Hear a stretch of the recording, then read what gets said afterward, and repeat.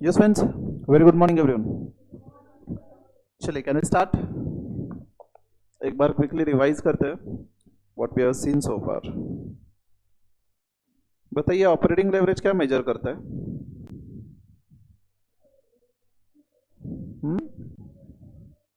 Impact of change in sales on EBIT. Exactly.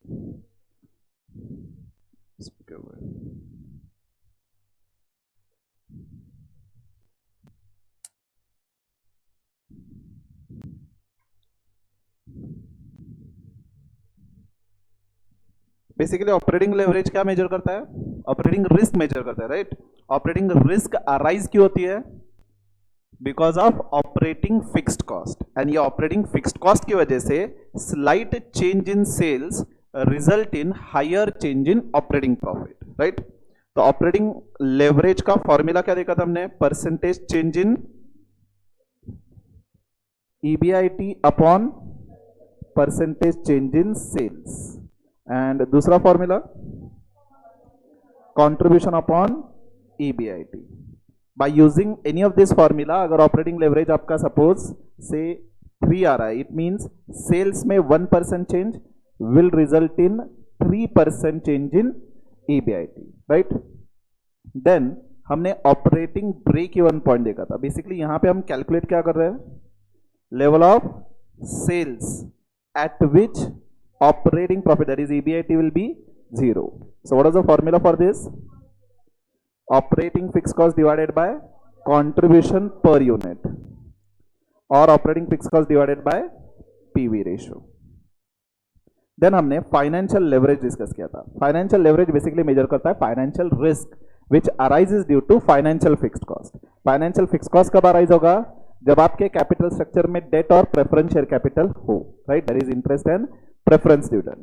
Because of this financial fixed cost, slight change in EBIT will result in higher change in EPS, right? तो financial leverage का formula क्या था? Percentage change in EPS divided by percentage change in EBIT. दूसरा formula EBIT upon EBT. This EBT has to be interpreted as earnings before tax available to equity shareholders. So अगर preference share capital है तो in that case the formula will be financial leverage is equal to EBIT upon minus interest minus preference dividend upon 1 minus tax rate, right? And financial leverage, any of this formula using, suppose financial leverage आ रहा है 3, it means अगर आपका EBIT 1% से change होगा तो EPS 3% से change होगा, right? So this we have seen in case of financial leverage. And financial break even point क्या था? अगर आपके शेयर कैपिटल में सिर्फ डेट है तो interest, and debt plus preference share capital है तो in that case plus preference dividend upon 1 minus tax rate. Basically यहां पे कैलकुलेट क्या कर रहे हैं हम? Level of EBIT at which EPS will be 0, right? And then दोनों का कंबाइंड इफेक्ट कंबाइंड लेवरेज और total leverage, it is calculated as operating leverage into financial leverage. यहां पे अगर ऑपरेटिंग कंबाइंड लेवरेज आपका सपोज 6 आ रहा है, इट सिग्निफाइज सेल्स अगर 1% चेंज होगा तो EPS will change by 6%, right? And combined break even point, your operating fix cost plus interest plus preference dividend upon 1 minus tax rate divided by contribution per unit. यहां पे हम calculate कर रहे हैं level of sales at which EPS will be 0, right? And in the previous lecture हमने financial leverage favourable है या नहीं ये देखा था, राइट? कब कहेंगे कि the financial leverage is favourable? Return on investment is greater than interest rate. Suppose business करके हम रिटर्न जनरेट कर रहे हैं 25% एंड इंटरेस्ट रेट इज से 10%, मींस अपने डेट होल्डर्स या बैंक का पैसा लेकर के हम बिजनेस में इन्वेस्ट कर रहे हैं, उन पे रिटर्न कितना जनरेट कर रहे हैं? 25%, एंड उनको कितना शेयर दे रहे हैं? 10%. So additional 15% will be added to equity share holders earnings, right? चलिए, कैन वी कंटिन्यू? सो अच्छा मुझे बताइए लास्ट एग्जांपल कौन सा हमने डिस्कस किया था?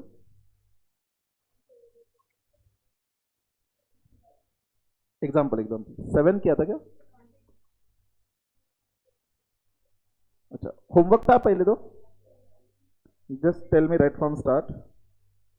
हमने फर्स्ट क्वेश्चन कंप्लीट किया, I guess second question was homework, discuss किया है, अर्लियर हुआ था या सेकंड एंड थर्ड होमवर्क था? Let's check first of all homework questions. These were very simple examples ना. सेकंड एग्जांपल का बताइए आंसर. ऑपरेटिंग लेवरेज कितना आ रहा है? 2.5. Everyone getting same answer. Financial leverage 1.6 and combined leverage 4. Any issue in this? And then third question, तीन company थी P, Q, R. इनमें calculate क्या करना था? Same again leverage. तो ऑपरेटिंग लेवरेज कितना आ रहा है? 2.66, 2.4. Okay, 2.4. And for Q Limited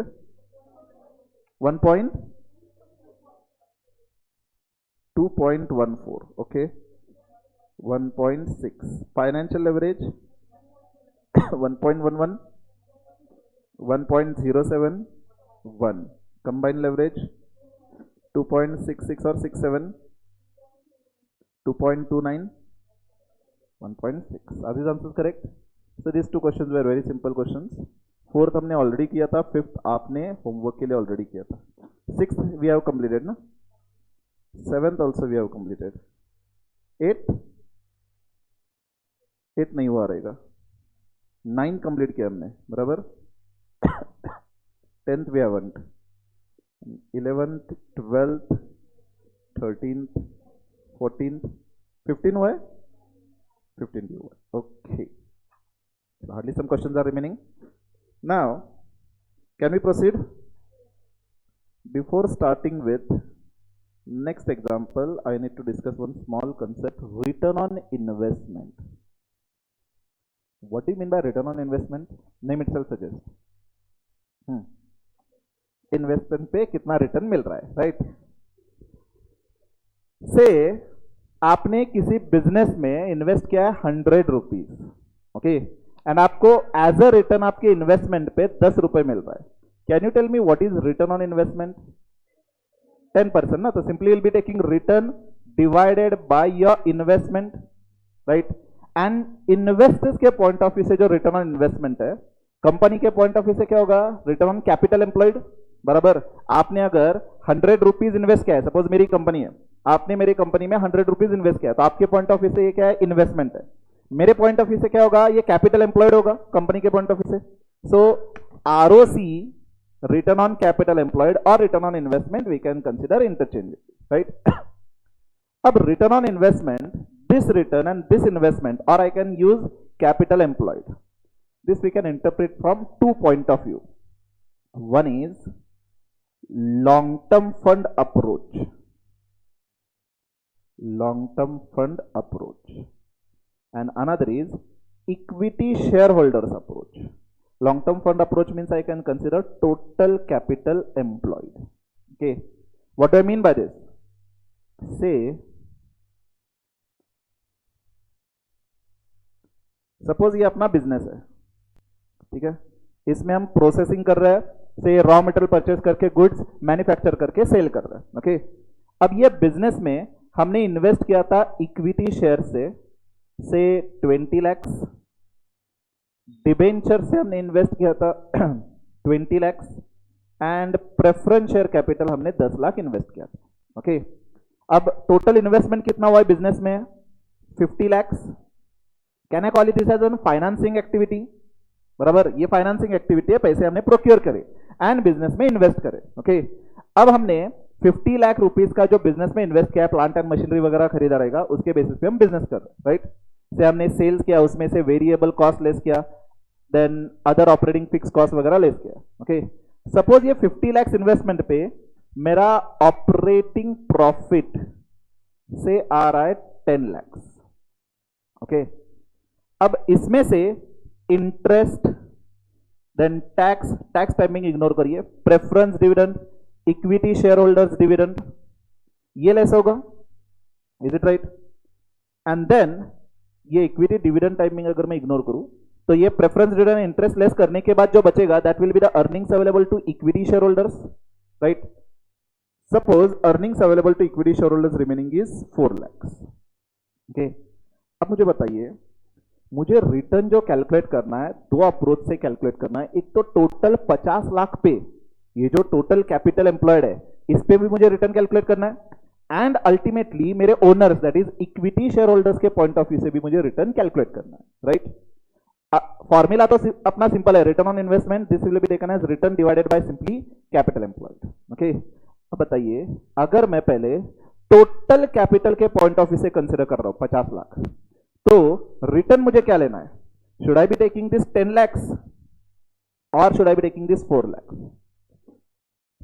total मेरे बिजनेस में 50 लाख इन्वेस्टेड है एंड ऑपरेटिंग प्रॉफिट 10 lakhs. इसमें से ये जो फाइनेंस कॉस्ट है लेस करने के बाद इक्विटी शेयर होल्डर्स को अर्निंग रह रहा है 4 लाख.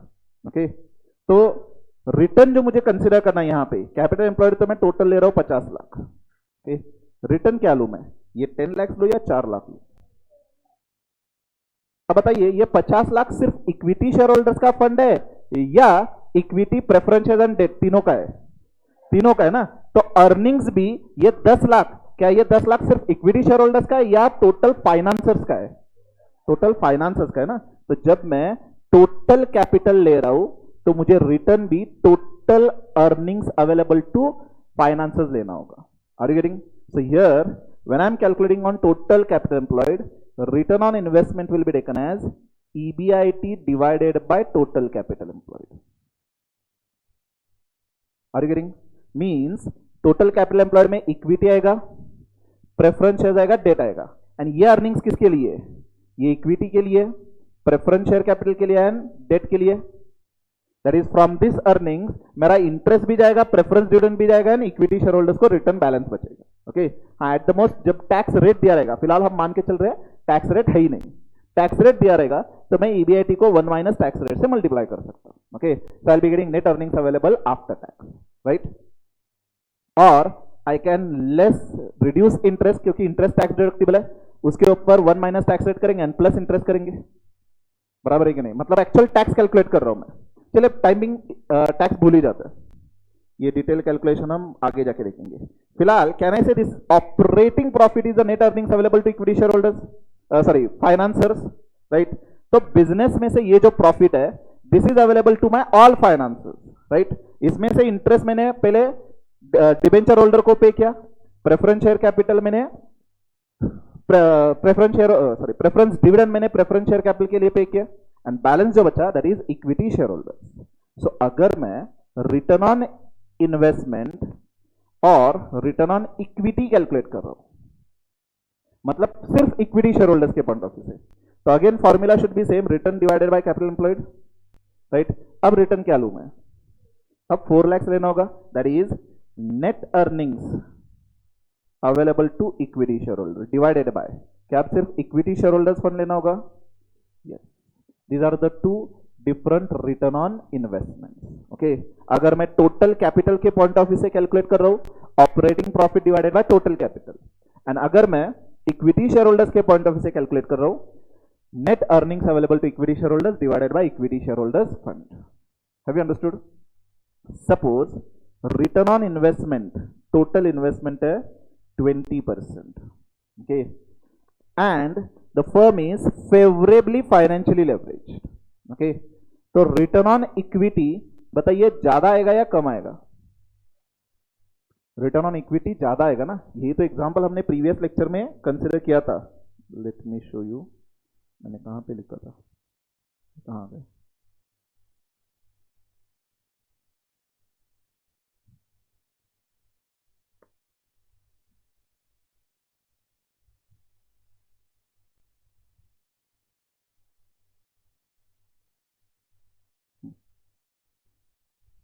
यहां पे देखिए, हमने रिटर्न ऑन इन्वेस्टमेंट कितना लिया था? 20%. This was from long term या total capital point of view, बराबर. इसीलिए तो 50 lakhs पे हमने 20% यानी कि 10 lakhs लिया था, right. Now in the first case interest rate is 10%, return on investment 20%, interest rate is 10%, means the firm was favourably financial leverage. तो यहां पे अपना नेट ईपीएस कितना है? 28, राइट. तो अगर मैं इक्विटी शेयर होल्डर्स के पॉइंट ऑफ व्यू से कैलकुलेट करूं तो रिटर्न कितना है 28 नेट ईपीएस डिवाइडेड बाय पर शेयर 100 बराबर, तो रिटर्न ऑन इक्विटी कितना है 28%। जब कंपनी ने 20% यहां पे ऑलरेडी कैलकुलेट भी किया था हमने, right. So when return on investment total was 20% and the firm was favorably financial leverage, return on equity will be higher। अपने एग्जांपल में 28% है, राइट। इसका रीजन हमने ऑलरेडी डिस्कस किया था। And if it is not favourably financial leverage तो in that case अपना interest cost higher है, तो इनमें से इंटरेस्ट सपोज 25% जा रहा है तो 5% इक्विटी शेयर होल्डर्स के रिटर्न में से आप सब करना होगा, तो यहां पे वो लोअर आएगा, सिर्फ 14% समथिंग आएगा। Have you understood this?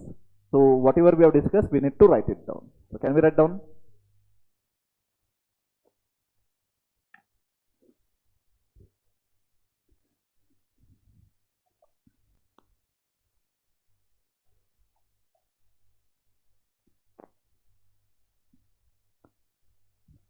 Heading लिखिए return on investment.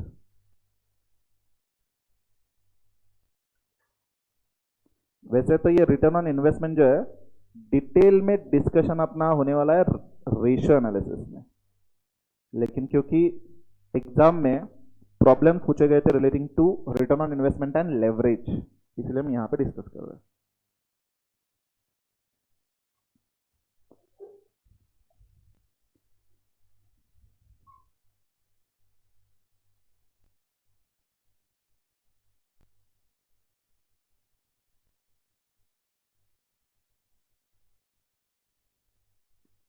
Next two parts.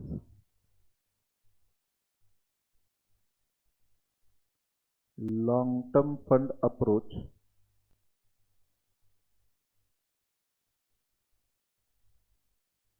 That is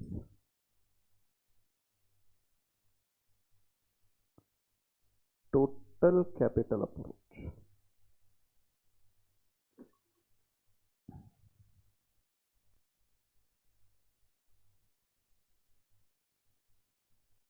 Return on investment slash return on capital employed, ROC, return on capital employed.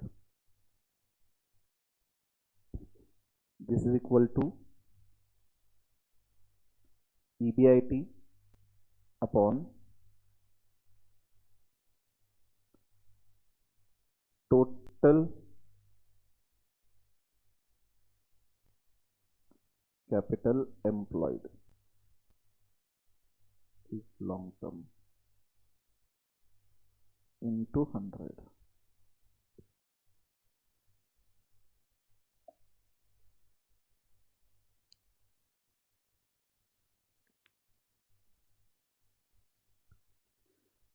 Written, and right hand side equity shareholders approach.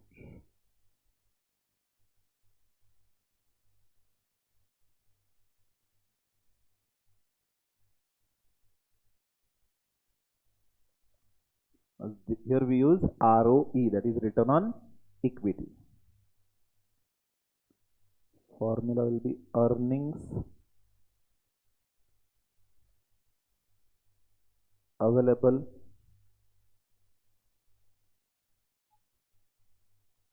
to equity shareholders divided by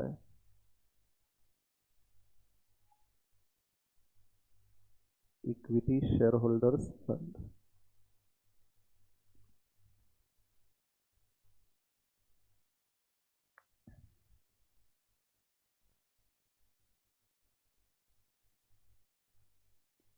अब equity share holders fund मतलब equity share capital plus reserve and surplus सब कुछ आएगा, बराबर, कि reserve and surplus भी business में आखिरकार री इन्वेस्टेड ही होता है, right. Return this much now, below this write down when firm is said to be favorably financially leveraged.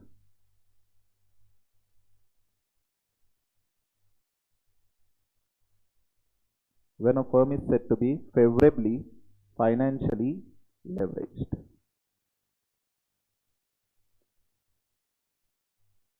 If ROC or return on investment is greater than interest rate,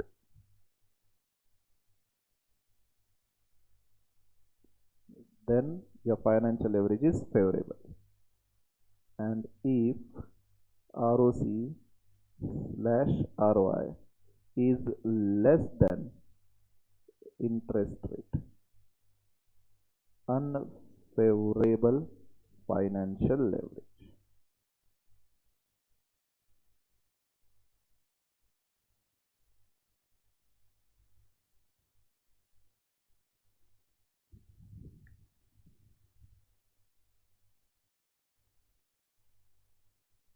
Done? Have you understood this concept?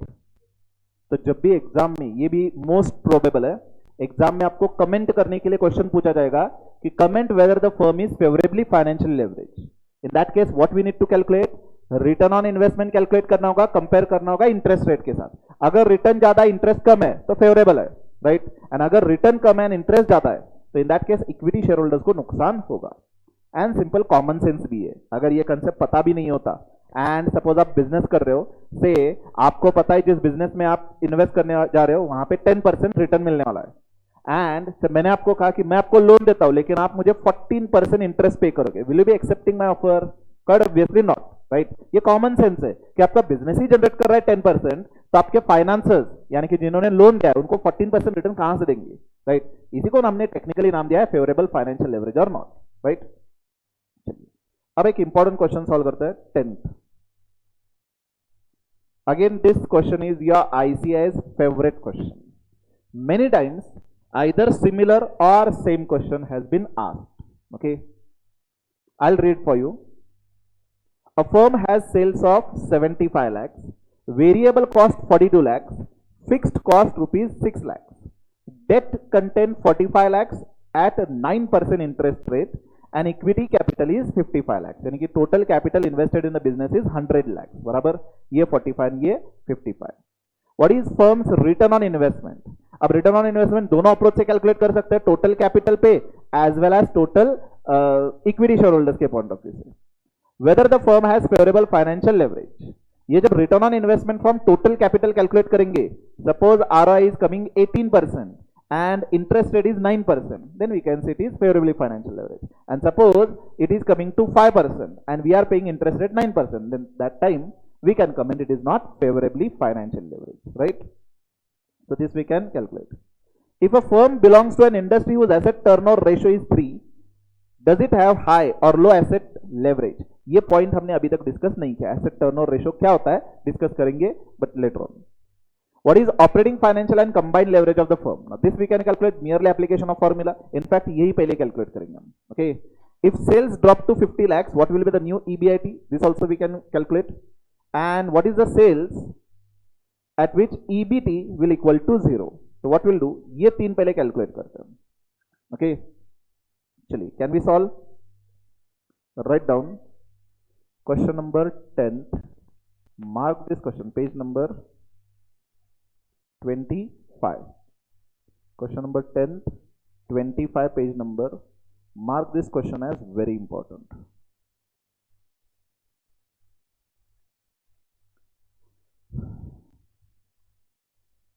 First working लिखिए, calculation of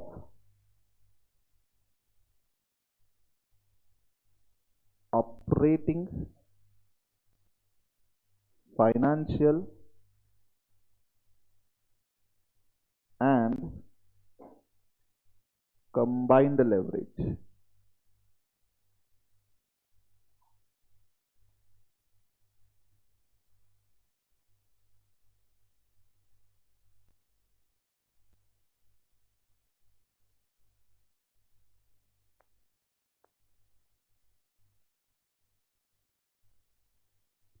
calculation of operating financial and combined leverage.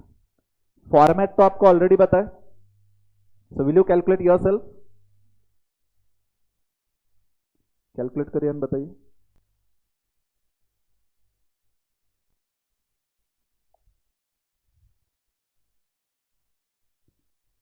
EBT तक आपने calculate किया, sufficient है.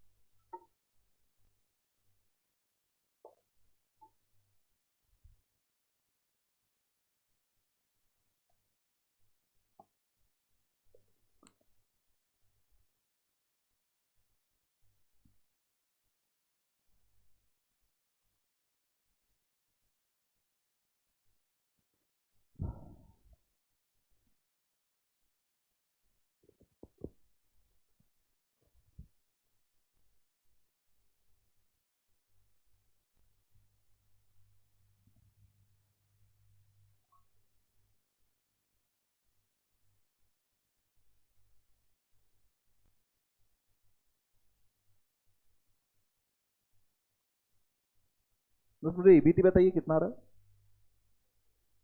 20 EBIT 27 lakh and interest less करने के बाद EBT 22 lakhs 95,000. Now we can calculate all the leverages. There is no preference share capital given.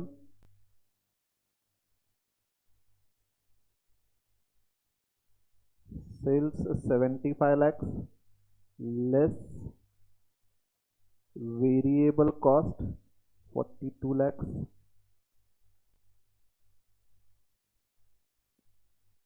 So contribution 33 lakhs less fixed cost कितना दिया, 6 lakhs. So EBIT 27 lakhs less interest. अब 45 lakhs at the rate 9%. 45 lakhs into 9% कितना रहा ये, 4,05,000. EBT 22 lakhs 95,000. Now we can calculate one by one operating leverage. Now this is calculated as contribution upon EBIT. Contribution is 33 lakhs and EBIT is 27 lakhs. कितना आ रहा है, 1.22. What you do, calculate करते रहे, 4 digits तक calculate करिए. Reason I'll tell you later.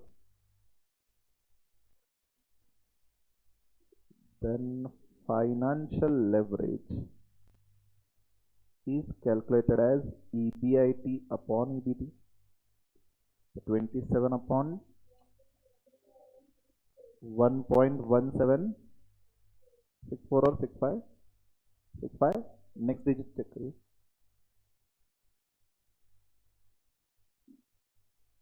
I can note off to higher side.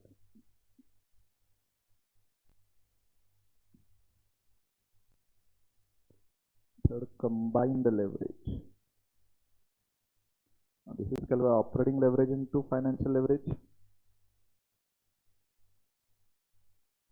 How much? 1.4379.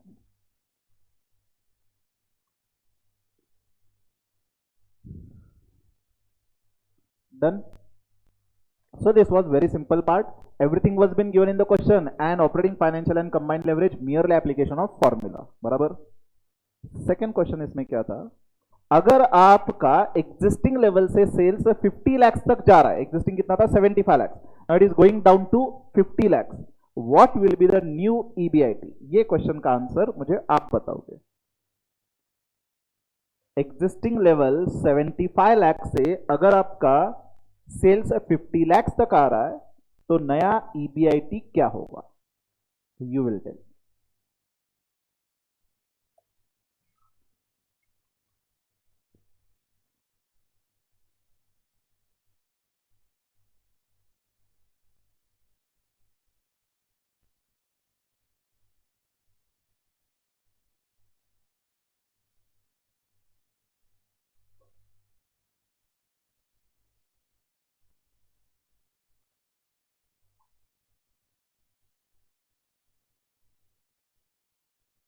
New EBIT कितना रहा? कितना? 2 लाख। 75 लाख का जब सेल्स था तो ईबीआईटी कितना आया था आपका? 27 लाख ना। एंड जब 50 लाख का सेल हुआ डायरेक्टली 2 लाख, इतना कम।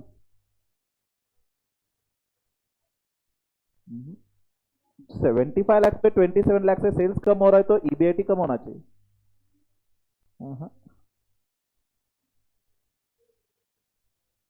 अच्छा मुझे बताइए पहले आपने किया कैसे?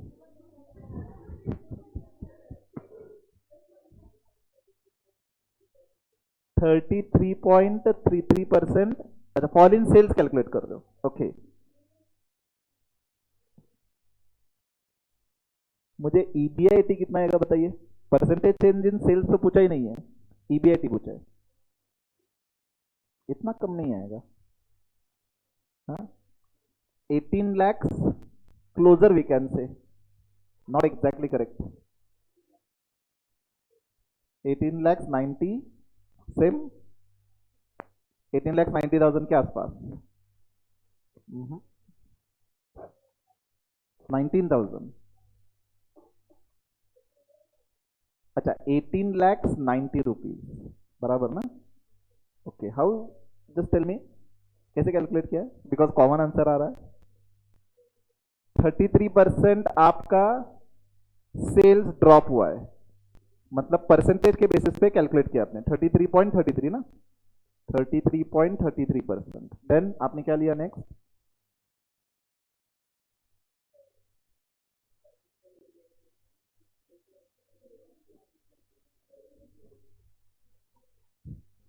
किधर खिड़की किधर है, मैं ही जंप कर देता हूं।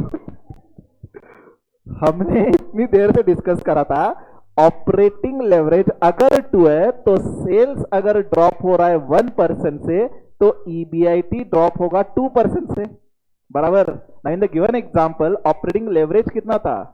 1.222। नाउ दिस इंप्लाइज कि अगर सेल्स आपका 1% से ड्रॉप हो रहा है तो ईबीआईटी कितना परसेंटेज से ड्रॉप होगा? 1.222%। तो आपका सेल्स कितने परसेंटेज से ड्रॉप हो रहा है? 33.33। तो ईबीआईटी कितने परसेंटेज से ड्रॉप होगा? फॉर 1.22 तो 33.33 के लिए कितना? 40.74 समथिंग %। तो what will be the new level of EBIT? Approximately round of हो रहा है 16 लाख के आसपास कह सकते हैं। That is correct answer. Sales 33% से तो ईबीआईटी भी 33% से। फिक्स कॉस्ट चेंज नहीं होता है आपका, भले वेरिएबल कॉस्ट ड्रॉप होगा लेकिन fix cost will not change. इतने दिनों से हमने यही तो डिस्कस करा था कि ऑपरेटिंग लेवरेज अगर से, I will repeat again, if operating leverage is 1.222 it implies that कि सेल्स अगर 1% से चेंज होएगा तो आपका EBIT will change bye 1.222%, right. Now in the given case आपका सेल्स ड्रॉप हो रहा है 33.33%, what will be the percentage change in EBIT, right. तो सिंपली क्रॉस मल्टीप्लाई, तो आपने ही बताया 40 पॉइंट समथिंग समथिंग आ रहा है, तो एग्जिस्टिंग लेवल कितना था? एग्जिस्टिंग 27 लाख माइनस जो भी है 14 पॉइंट समथिंग %, अप्रोक्सीमेटली 16 लाख के आसपास आंसर आएगा। Okay, this was a calculation expected, right. कितनी बार आपको वो चार्ट में भी हमने रिलेट करा था सेल्स एंड ईबीआईटी, उसके बाद नीचे भी लिखा था हमने, and then every day we do the revision. तब एवरी डे आप मुझे ही बताते हो कि अगर ऑपरेटिंग लेवरेज 2 है तो this implies. Anyways, have you understood? इसीलिए मैंने मल्टीपल टाइम्स कहा था कि ये रिलेशन इंपॉर्टेंट है कि ऑपरेटिंग लेवरेज सेल्स का इंपैक्ट ईबीआईटी पे मेजर करता है, तो ये रिलेशन बहुत इंपॉर्टेंट है, ओके। एंड ये जो आंसर आप कैलकुलेट कर रहे हैं, क्रॉस चेक अगर करना हो तो you can cross check sales 50 lakh, तो वेरिएबल कॉस्ट कितना होगा? क्या वो सेम? अब जिनका आंसर 2-3 लाख के आसपास आ जाएगा, इन्होंने वेरिएबल कॉस्ट 42 लाख लिया रहेगा, बराबर। बट अगर सेल्स आपका ड्रॉप हो रहा है तो वेरिएबल कॉस्ट भी ड्रॉप होगा, right. So earlier sales was 72 lakh, variable cost was कितना था? वो 42 लाख। अब अगर सेल्स 50 लाख है तो वेरिएबल कॉस्ट प्रोपोर्शनेट नीचे आएगा, तो 42 डिवाइडेड बाय ये 75 था ना, 75 into 50, so it will come down to say 28 lakhs, right? So contribution कितना होगा? 22 lakhs minus fixed cost 6 lakhs, so your new level of EBIT will be 16 lakhs. यहाँ पे भी अप्रोक्सीमेटली सिमिलर, यहाँ पे भी अप्रोक्सीमेटली सिमिलर. ओके, मैंने 4 digits क्यों कंसिडर करने के लिए कहा था, क्योंकि यहाँ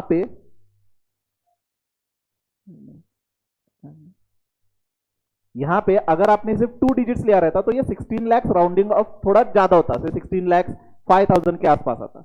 हमने 4 डिजिट्स लिया इसलिए क्लोजर टू 16 lakhs है. लेकिन अगर आप कैलकुलेटर पे देखोगे तो पूरा से 12 डिजिट्स तक नंबर है. एग्जैक्टली अगर वो सारा नंबर लोगे तो यहाँ पे भी आपका एग्जैक्टली 16 lakhs ही आएगा. ओके, तो राउंडिंग ऑफ एरर मिनिमाइज करने के लिए मैंने ये 16 lakhs 4 डिजिट्स तक आपको लेवरेजेस कैलकुलेट करने के लिए कहा था. Have you understood this? So can we write down? तो क्रॉस चेक करने के लिए इधर आप इस तरह से कैलकुलेट कर सकते हो, और अगर आपने EBIT इस मैनर में भी कैलकुलेट किया, it is not wrong, but application of leverage concept is what expected. Okay, so can we write down? Second working,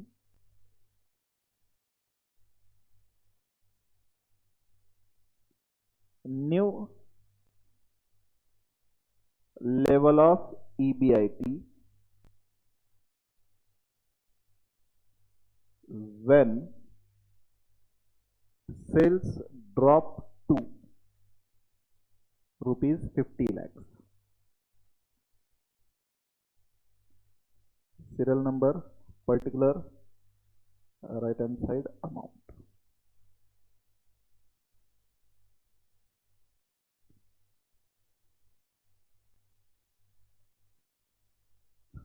Write down percentage fall in sales.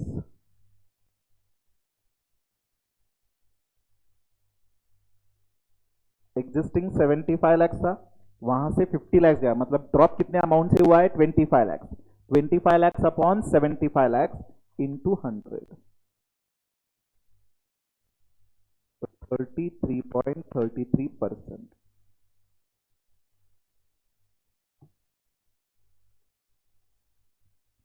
Next line, operating leverage 1.4 times 2. यहां पे bracket में लिखना है तो लिख सकते हो. Operating leverage अपने अंडरस्टैंडिंग के लिए relation between sales to EBIT.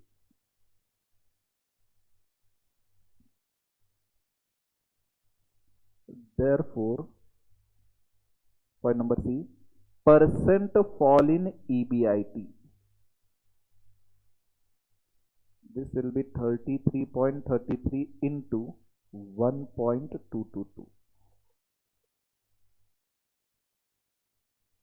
अगर मैं सब कुछ 4 डिजिट्स तक लूँ तो अप्रोक्सीमेटली 40.74 के आसपास आ रहा है.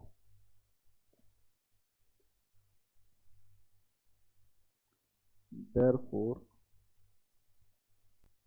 new level of EBIT 27 lakhs minus 40.74%.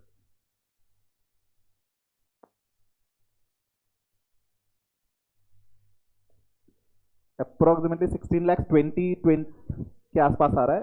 हम अप्रोक्सीमेटली 16 lakhs लिखेंगे.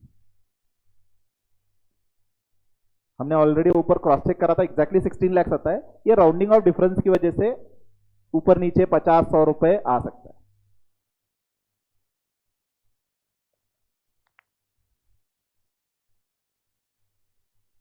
Have you all understood this application of leverage? Okay. Now tell me answer of next question. What should be the level of sales at which EBIT of firm will equal to 0? क्या होना चाहिए sales at which EBIT will be 0? कितना calculate करिए.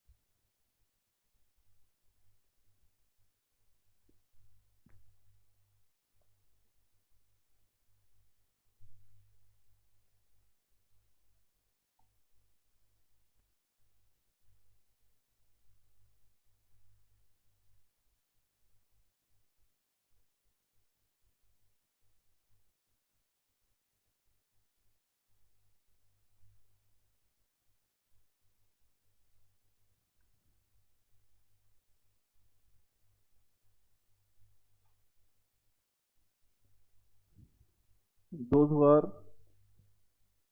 Watching the lecture online, आप भी answer करिए. Now will check. I got one answer, 38 lakhs.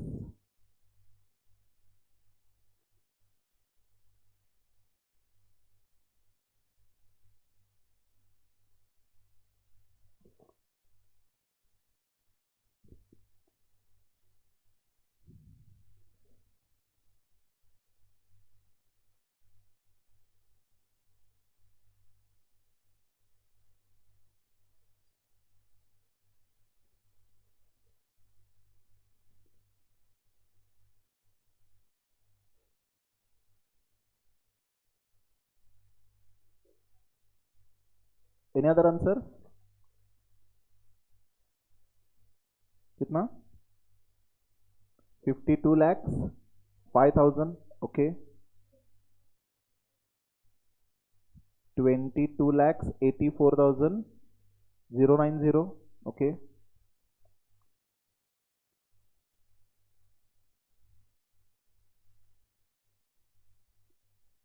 Any other answer?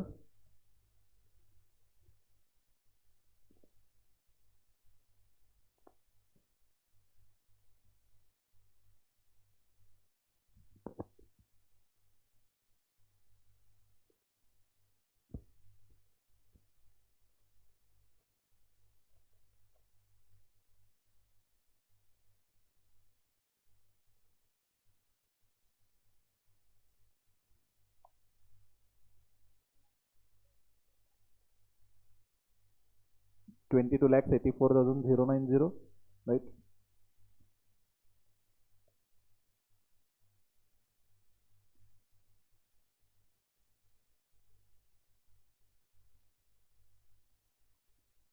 $22,84,090 is absolutely correct. चलिए, can we discuss. देखिए, दो मेथड से सॉल्व कर सकते हैं. बेसिकली हमें कैलकुलेट करना है sales at which EBT should be zero. Now EBT if it is zero, can I say EPS will be zero. बराबर. तो level of sales at which net earnings available to equity share holders is zero. So I should be calculating operating break even point, financial break even point या combined break even point. Combined ना. Operating break even point पे हम level of sales at which EBIT zero calculate करते हैं. बराबर. Financial break even point पे level of EBIT at which EBT will be zero calculate करते हैं.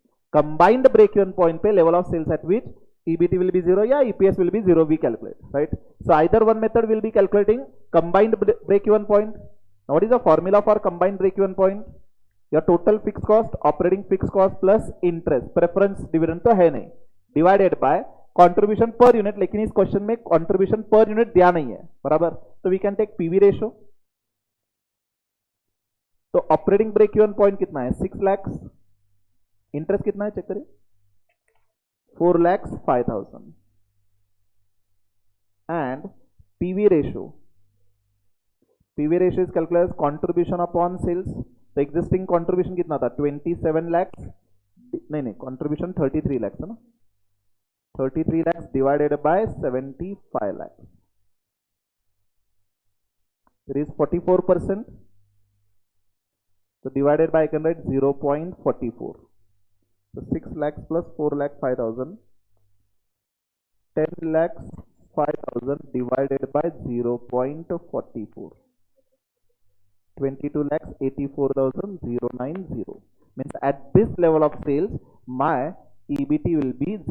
This is method 1 or method 2. बताइए, sales का इम्पैक्ट EBIT पे कौन सा लेवरेज मेजर करेगा? EBT पे, सॉरी, कंबाइंड लेवरेज ना. सेल्स का EBIT पे कौन मेजर करेगा? ऑपरेटिंग. EBIT का EBT पे कौन मेजर करेगा? फाइनेंशियल. एंड सेल्स का EBT या net earnings available to equity share holders पे मेजर कौन करेगा? Combined leverage, right. Now combined leverage कितना है बताइए? 1.4379. बराबर. इसका मीनिंग क्या है कि अगर सेल्स 1% से चेंज हो तो EBT will change by 1.4379%. Is this correct? अब आपका EBT कितने परसेंटेज से चेंज हो रहा है? From existing level it should come down to zero, बराबर। तो from any level if you are bring down to zero, तो कितना परसेंटेज रिड्यूस करना होगा? 100%, बराबर ना। कोई भी नंबर सपोज 15 लाख माइनस 100% करके देखिए, it will come down to zero, बराबर। तो यहां पे परसेंटेज फॉल इन ईबीटी कितना होना चाहिए? 100%। तो what should be the percentage fall in sales? Cross multiply 100 into 1 divided by 1.4379, 69.54586%, बराबर। तो एग्जिस्टिंग लेवल ऑफ सेल्स कितना था? 75 lakhs minus this 69.54586%.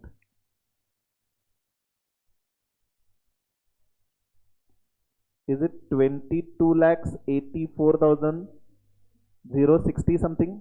ये राउंडिंग आउट डिफरेंस 30 रुपए का इसलिए है क्योंकि यहाँ पे एग्जैक्टली ये 1.4379 नहीं था, अप टू 10 डिजिट्स था वो, राइट। तो इसकी वजह से ये राउंडिंग आउट डिफरेंस आ रहा है। Both the answers are correct. Have you all understood this? So either आप कंबाइंड लेवरेज का एप्लीकेशन यूज करके कैलकुलेट कर सकते हो या कंबाइंड ब्रेक इवन पॉइंट का फॉर्मूला यूज करके कैलकुलेट कर सकते हो, right. But then you might have understood by now कि जब हम डिस्कस करते हैं every time you do revision, you tell the answer, but वही अगर आपको नंबर्स में या खुद से सॉल्व करना है, it won't be that easy, okay. क्योंकि वो कैलकुलेशन इमीडिएटली क्लिक होना इंपॉर्टेंट है। एंड यहाँ पे तो आपके पास बहुत ज्यादा टाइम रहेगा एग्जाम में, you will be in very strict time frame. आपको स्पेसिफिक टाइम में ये क्वेश्चन आपको सपोज 8 मार्क के लिए आता है तो 10 मिनट में कंप्लीट करना है। पिछले 20 मिनट से हम डिस्कस कर रहे हैं, हार्डली 2 पार्ट हुआ है इसका, okay. It won't be that easy, इसलिए मैंने कहा था फाइनेंशियल लेवरेज समझने के लिए बहुत आसान है, स्कोरिंग भी है, लेकिन अगर आपने खुद से प्रैक्टिस करा है then this subject is very easy. अगर मैं पूरा का पूरा सब्जेक्ट यहाँ पे आपको डिक्टेट करूं, आई गारंटी यू कि आपको समझ में सब कुछ आएगा, बट इंडिपेंडेंटली जब ट्राई करोगे you won't be getting the direction, okay.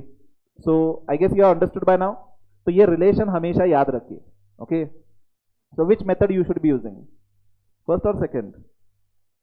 First, both use कर लेते, राइट। एग्जाम में बोथ नहीं करना है, दोनों में से कोई भी एक अप्लाई करना है, ओके। यहां पे प्रैक्टिस कर रहे हैं तो will write down all the calculation. Write down third working,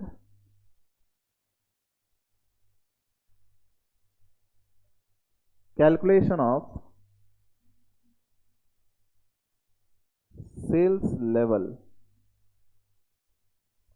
at which EBT will equal to 0.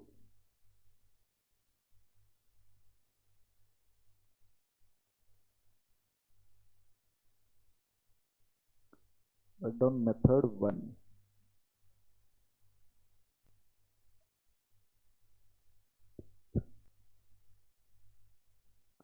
Calculation of combined break even point. Combined break even point में हम कैलकुलेट क्या करते हैं? ब्रैकेट में लिखिए level of sales at which can I say EBT और EPS will be zero, क्योंकि EBT अगर जीरो है तो टैक्स भी जीरो, तो ईपीएस विल बी जीरो, बराबर, क्योंकि यहां पे प्रेफरेंस शेयर कैपिटल नहीं है। ये जो हमने ब्रैकेट में लिखा है ये आपके अंडरस्टैंडिंग के लिए, एग्जाम में आपको लिखना नहीं है, okay. So write down combined break even point formula, operating fixed cost plus interest divided by PV ratio.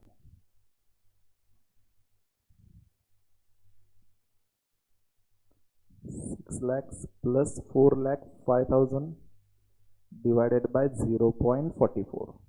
We'll show this in working note below. So 10 lakhs 5,000 divided by 0.44.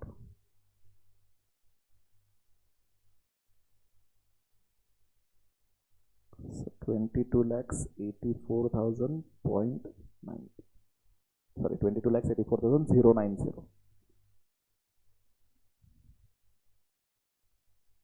Then this is the level of sales at which EBT is equal to 0. And below just show the working note for PV ratio.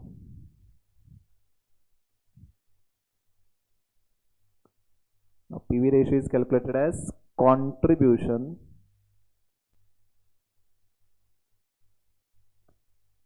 upon sales into 100. So contribution at 33 lakhs upon 75 lakhs into 100. So 44%.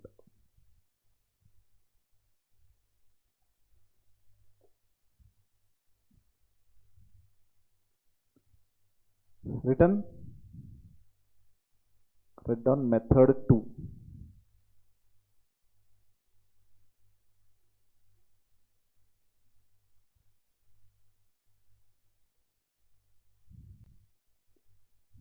Using combined leverage.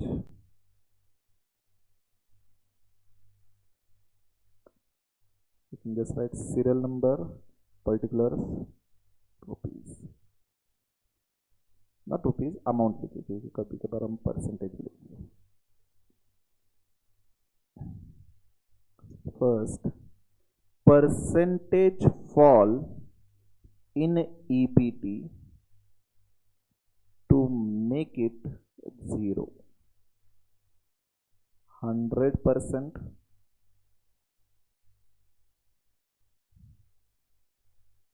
and second, combined leverage 1.4379. Combined leverage relation between sales to EBT or EPS we can say. वैसे तो लिखते time EPS लिखा था, but EBT itself is the earnings available to equity shareholders.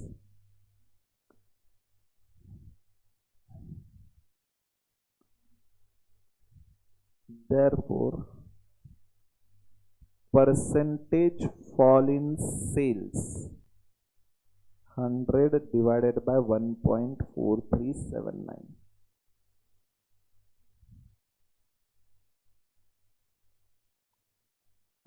$69.5458 we can write. अगर आपके understanding के लिए लिखना है तो लिख सकते हो. सेल्स 1%, तो ईबीटी कितना चेंज होगा 1.437. अगर ईबीटी 100, दिस क्वेश्चन मार्क. तो ये क्रॉस मल्टीप्लिकेशन, इसके बेसिस पे हमने ये कैलकुलेशन किया है. मतलब कभी कभार आपको मल्टीप्लाई करना होता है, कभी कभार डिवाइड करना होता है, इसलिए आपको ये रिलेशन हमेशा याद रखना है.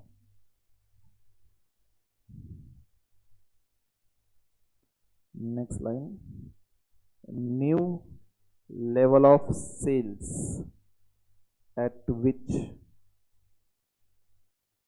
EBIT equals to 0. 75 lakhs minus 69.4586%. 22 lakhs 84,000, approximately 060.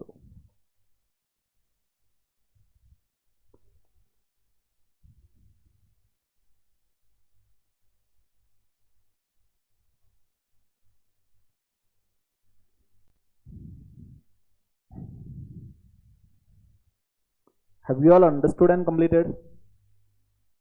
किसी भी कैलकुलेशन में अगर कोई भी डिफिकल्टी हो तो बताइए. घर जाके आज ये क्वेश्चन वापस से आइदर रफ में सॉल्व करिए और एटलीस्ट गो थ्रू करिए. Okay, can we proceed? चलिए अब आते हैं फर्स्ट क्वेश्चन पे. What is return on investment? बताइए long term fund point of view return on investment कितना होगा? हमने ऑलरेडी मेन जो टेबल लिखा था सेल्स माइनस वेरिएबल कॉस्ट, वो डेटा के बेसिस पे रिटर्न ऑन इन्वेस्टमेंट कितना होगा long term fund point of view? हमने ऑलरेडी फॉर्मूला प्रीवियस पेज पे लिखा है.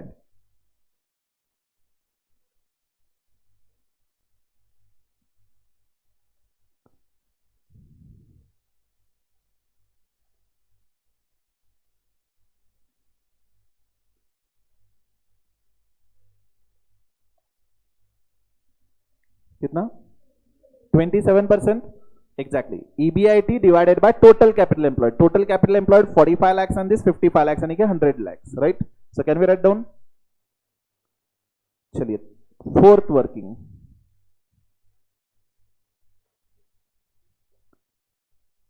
Return on investment.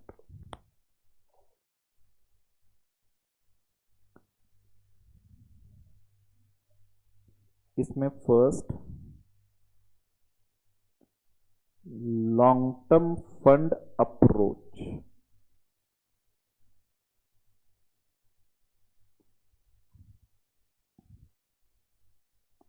ROI is equal to EBIT divided by total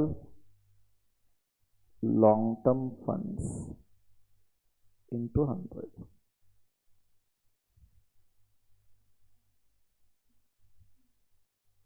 27 lakhs divided by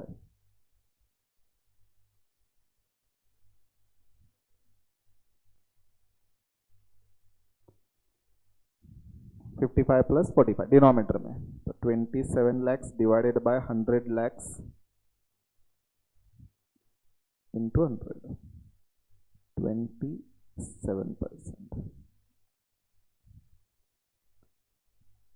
Done. Now tell me, return on equity भी calculate करना है हमें, return on investment from equity share holders point of view. अब return on investment from equity share holders point of view 27% से ज्यादा होएगा या कम होगा? कम होगा. क्यों? उसके लिए चेक करना है फेवरेबल फाइनेंशियल लेवरेज है या नहीं. अब आपका टोटल 100 लाख जब बिजनेस में इन्वेस्ट किया, रिटर्न कितना जनरेट कर रहे हो? 27%.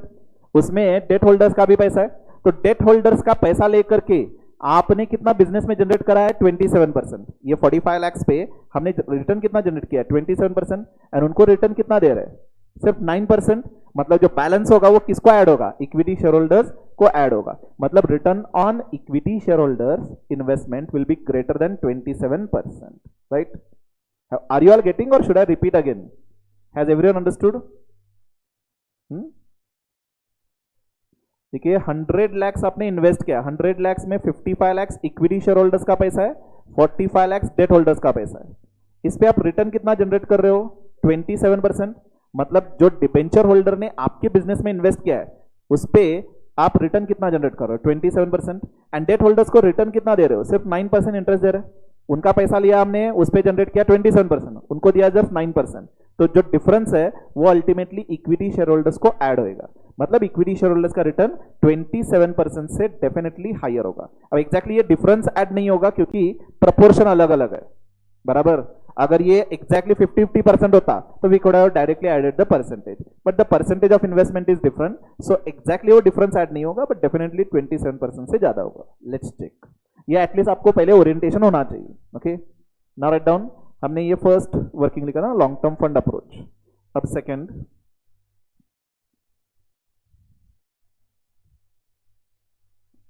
Equity share holders approach. अब यहां पे फॉर्मूला क्या होगा? Earnings available to equity shareholders divided by equity shareholders fund into 100.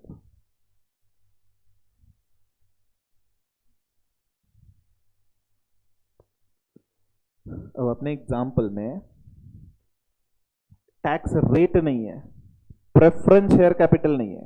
So can I say EBT itself is earnings available to equity shareholders, right? So how much was EBT? 22,95,000. हाँ, अगर tax rate होता तो क्या EBT लेते या EAT लेते? EAT लेते ना, क्योंकि that will be the earnings available to equity share holders. And अगर प्रेफरेंस शेयर कैपिटल होता तो EAT में से प्रेफरेंस रिटर्न लेस करते, उसके बाद जो बैलेंस बचता वो अर्निंग्स होगा इक्विटी शेयर होल्डर्स के लिए. बराबर? तो अपने एग्जांपल में टैक्स रेट भी नहीं है, प्रेफरेंस शेयर कैपिटल भी नहीं है, so EBT itself is the earnings available to equity share holders. So 22,95,000 divided by equity share holders पैसा 55 lakhs, 41.72%. So you can see you are able to magnify the return to equity shareholders. क्यों? क्योंकि आपने leverage use किया है। जब business में 27% return generate हो रहा है, अपने इक्विटी शेयर होल्डर्स को हम 41% रिटर्न दे रहे हैं, 41.72 स्पेसिफिकली, राइट। तो ये एडिशनल रिटर्न हम क्यों दे रहे हैं? क्योंकि डिबेंचर होल्डर्स का पैसा लेकर के उनको सिर्फ 9% रिटर्न दे रहे हैं, लेकिन उनका पैसा यूज करके हम बिजनेस में 27% रिटर्न जनरेट कर पा रहे हैं। ओके, तो बताइए, is the firm favourably financial leverage और नॉट? डेफिनेटली आप आइदर चेक कर सकते हो इसके बेसिस पे कि जब 27 रिटर्न था, यहाँ पे 41% है, मींस फेवरेबल फाइनेंशियल लेवरेज होना चाहिए। और कंसेप्चुअली आपका return on investment long term fund point of view 27% and interest rate is 9%, क्योंकि ये हाइयर है, the firm is favourably financial leverage. ये सेकंड क्वेश्चन था आपका, does the firm have favourable financial leverage? So can we write it down? तो अपने लिए fifth working है ना ये, right down, the firm has favorable financial leverage. The firm has favorable financial leverage. Next line. Return on investment using long-term fund approach is 27%, whereas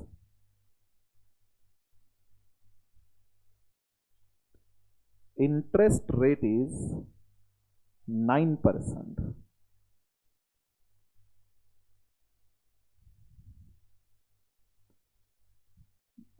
Next line. Firm is able to generate return at higher rate than interest rate.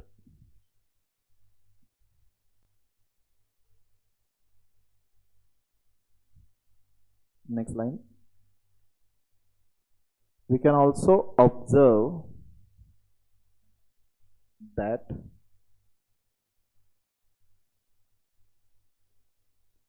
return on equity shareholders fund, return on equity shareholders fund is 41.72%, which is more than return on long-term fund. We can also observe that return on equity shareholders fund is 41.72%, which is more than return on long-term fund.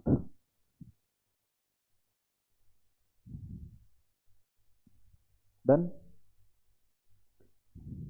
Have you all understood so far? अब एक question था asset turnover या asset turnover ratio, what is mean by this? First of all बताइए हमें ratios required क्यों होते हैं?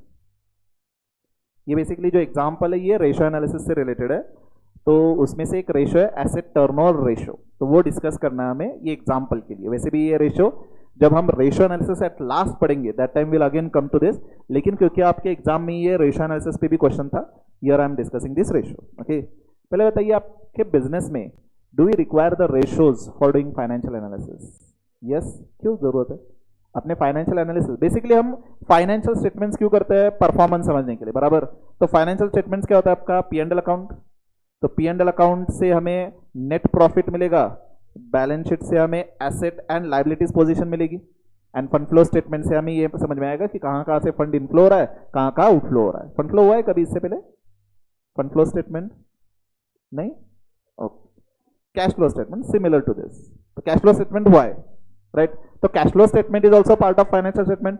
तो कैश फ्लो स्टेटमेंट से ये समझ में आएगा कि operating, financing and investing activity से कहाँ से पैसे आ रहे हैं, कहाँ पे जा रहे हैं, बराबर।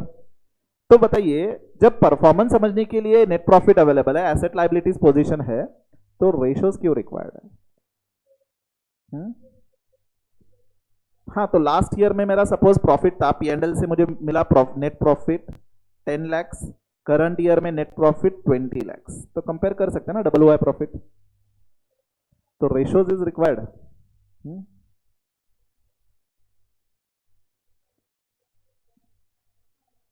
Okay, we can say comparison करने के लिए ratios are very much required. ये फिगर्स में कंपेयर नहीं कर सकता, राइट. हो सकता है पिछले साल का मेरा सेल्स था से 100 lakhs एंड करंट ईयर में सपोज मैं अगर ये फिगर सिर्फ कंपेयर करूं, ठीक है, मेरे इन्वेस्टर से कहूं कि देखो पिछले साल का नेट प्रॉफिट था 10 लाख, इस साल हमने नेट प्रॉफिट किया है 20 lakhs, मेरे शेयर होल्डर से कहूंगा कि नेट प्रॉफिट डबल हो चुका है, राइट. तो company has perform far more better, right.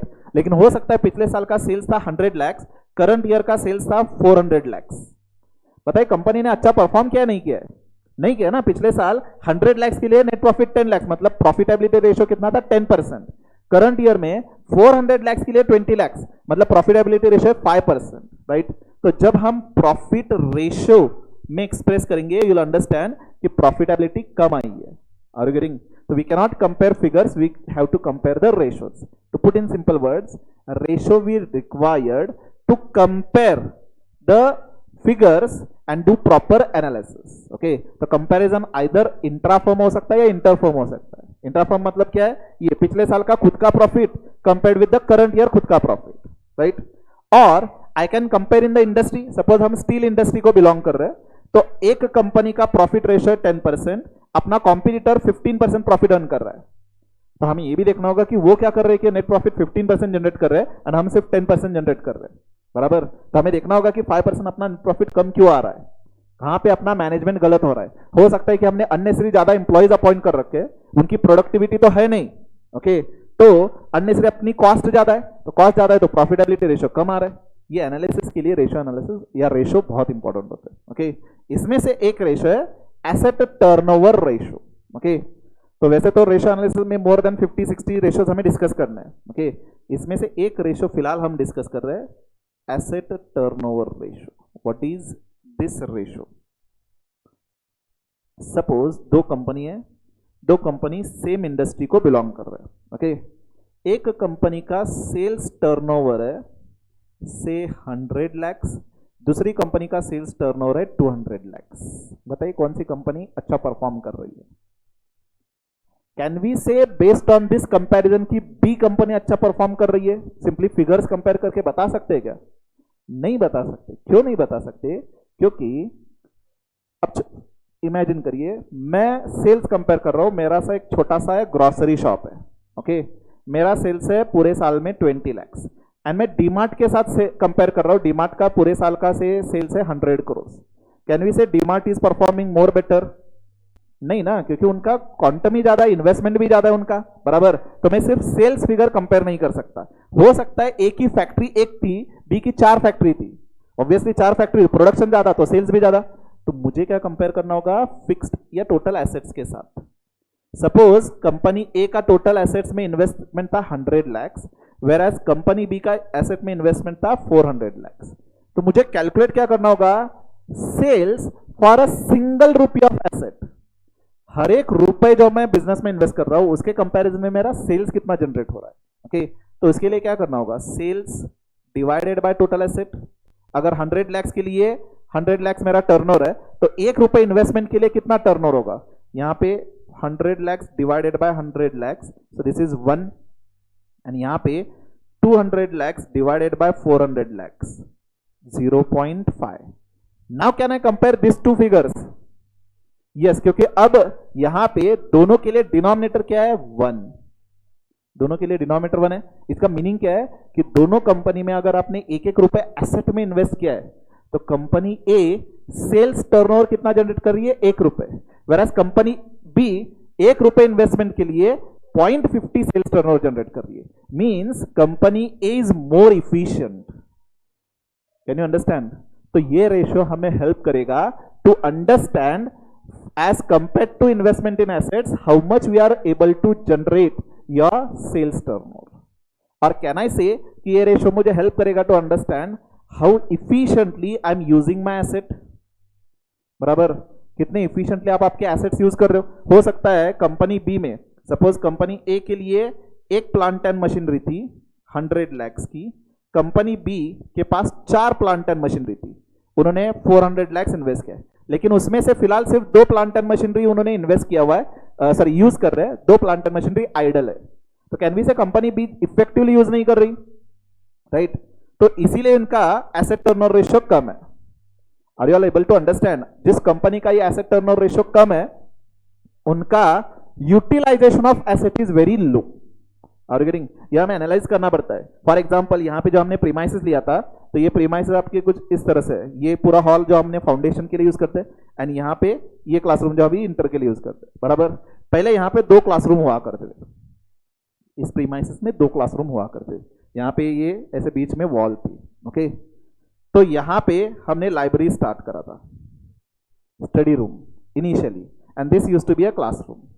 इतना स्पेस सफिशिएंट था, ऐसे वर्टिकल क्लासरूम हुआ करते थे, ये स्क्रीन वगैरह वहां पे थी, वहां पे स्विच बोर्ड वगैरह आप देख सकते हो, उसके लिए वहां पे किया था हमने, ओके? तो वहां पे पहले सिखाते थे हम, लेकिन प्रॉब्लम क्या हो रहा था, लाइब्रेरी हमने स्टार्ट तो करी थी, बट देन लाइब्रेरी के लिए बच्चों को यहाँ पे स्टडी करने के लिए रात के 11-12 बजे तक अवेलेबल होना चाहिए, तो उनकी रिस्पॉन्सिबिलिटी कौन लेगा?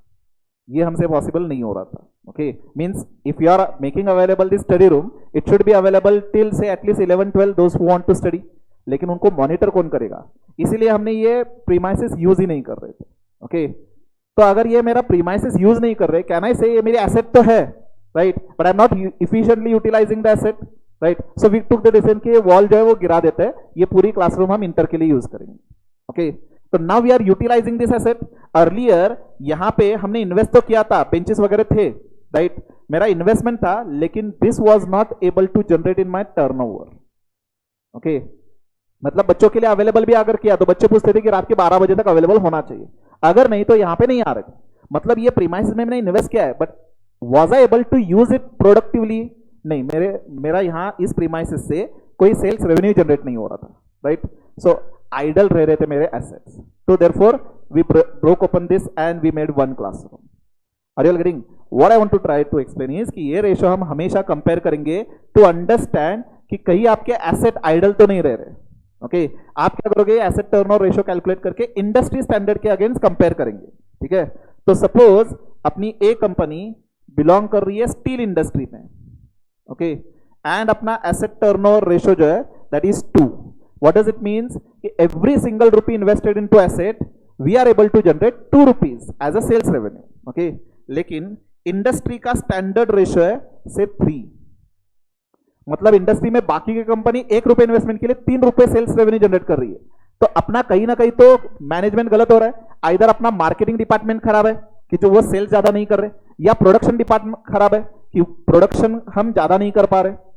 Are you all able to understand? तो ये एक रेशियो से बहुत कुछ एनालिसिस कर सकते हैं, ओके?